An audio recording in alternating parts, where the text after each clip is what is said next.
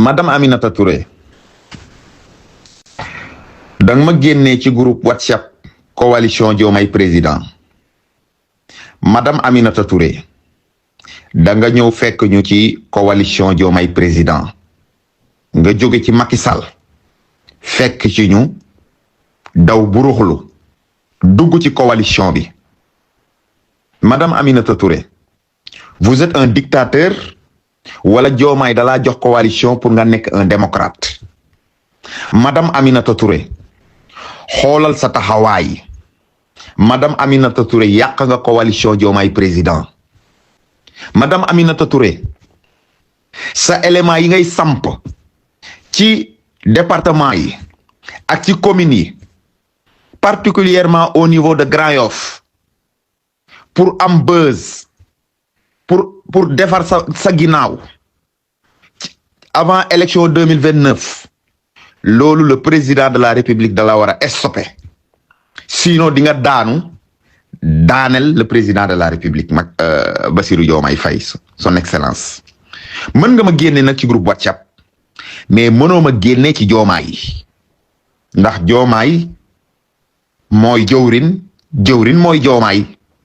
ndax man dama jàppale Diomaye bi mbir mi di metti ñu tëj ma ci kaso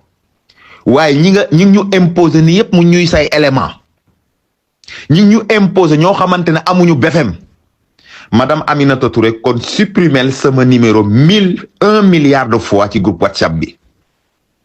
loolu du ma teree exister politiquement man dañ ma dàq ci sama poste inspecteur ci jaay doole ci ning ma jaayee doole ndax dëgg bi ma lay wax xastewuma la waxuma la wax ju ñaaw maanaam kokkoliwuma la dama laa ne ki nga jiital amul BFM benn ñaar yaa ngi teg say élément ci communes yi les anciens yi nga xamante ne ñoo nekk ci coalition Diomaye président nga écarté leen yow Aminata Touré parce que nekkatoo sama superviseur général. Aminata Touré li nga def yàqal nga Diomaye président ndax soo yaakaaree ne nii nga bëgg a gagner mairie da ngay nax sa bopp yow Aminata Touré saa yoo Diomaye jiitoo nga topp ci ginnaaw mooy Diomaye ñàkk na élection yi jàppal audio bi nag nga garder ko ci say archive saa yoo Diomaye jiitoo nga topp ci ginnaaw mooy ñàkk nga ci élection yi. Diomaye nag président de la République Bassirou Diomaye Faye son excellence man moom lay jàppale wu ma la du ma sa élément su fekkee ne li ma nekkul sa élément moo tax nga écarté ma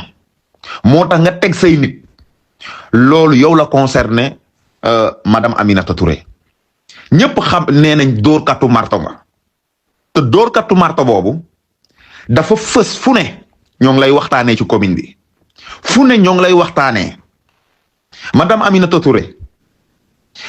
écarté nga ay nit yu bari ci injustice ay nit yu bari soo publier ci groupe WhatsApp bi bëggatuñ commentaire say publication parce que madame Aminata Touré li ngay def amul éthique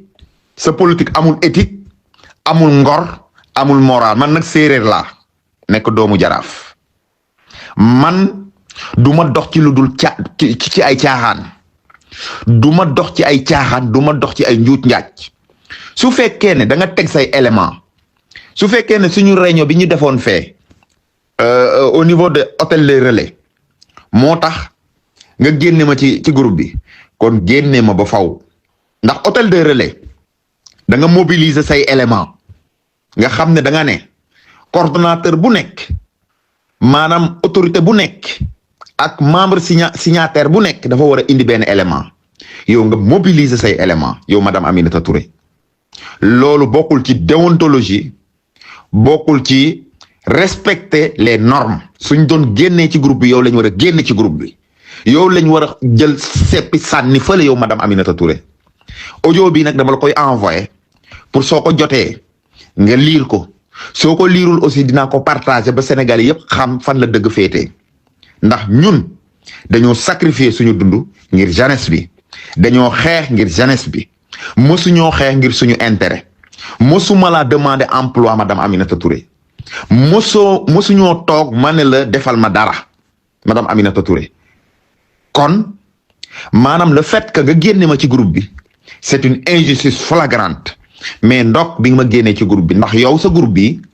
daanaka groupe dictateur la groupe la boo xamante ne maanaam ñi fa nekk toog foofu sax maanaam su ma nekkoon ñoom sax daanaka beneen affaire lay doon su fekkee ne sama publication yi may publier moo la neexul pourtant damay illustrer samay publication à travers des vidéos à travers des images avec la jeunesse su fekkee ne loolu moo la métti ba nga génne ma ci groupe bi ba faw mais du tere je demeure dans la coalition Diomaye président je soutiens le président de la République Bassirou Diomaye Faye ndax topp ma kenn ku dul Bassirou Diomaye Faye ndax Bassirou Diomaye Faye mooy sama leader moom lañu fal le 24 mars 2024 yow nga ñëw buruxlu kon madame Aminata Touré su fekkee ne am nga ngor lii waroo ko def loo may dawee ñëwal ñu toog ñu waxtaan looy dawee débat bi parce que nekkoo ci dëgg ñemewoo ñu toog parce que xam nga ne suñu toogee da ngay daanu ndax da ngaa choisir de manière unilatérale da ngaa choisir de manière dictatoriale da ngaa choisir sans consensus moo tax ñemewoo ñu toog yow madame Aminata Touré dang may daw loolu nag maa ngi ciy sant yàlla parce que am na benn paa bu ma waxoon ne bu ma dugalante ak yow ba faw am na benn paa bu ma ko waxoon ne mu ne ma toppal Diomaye mais bul mës a topp Aminata Touré ndax liggéey na ak nguur ñi yëpp nguur bi fi ñëw liggéey nga ak moom loolu rek gàcce la kon loolu la amoon lu ma lay wax.